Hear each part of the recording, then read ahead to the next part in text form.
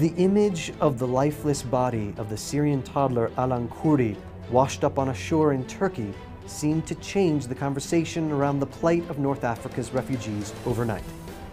Many European governments that until that moment were demonizing the fleeing refugees began to offer their support with buses, aid, and promises of a better life.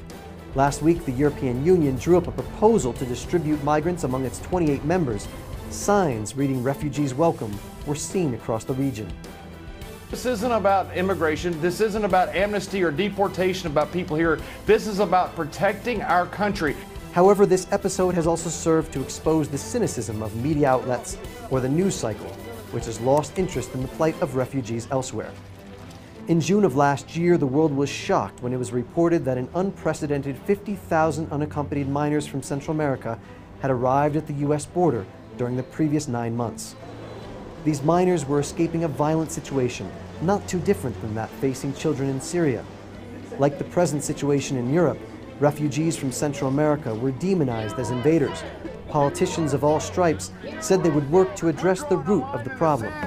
But the message is clear. The United States is prioritizing the immediate repatriation of any person who attempts to cross our borders without proper documentation. There are no permisos, and we want people to know the facts. 1 year on, however, the root causes of that migration, poverty, violent crime, and a lack of opportunities for young people, remain unaddressed. Instead, the United States has simply pushed to transfer the problem from the U.S.-Mexico border to the Mexico-Guatemala border. Mexican officials stopped nearly 93,000 Central American migrants between last October and April of this year, nearly double the number from the previous period.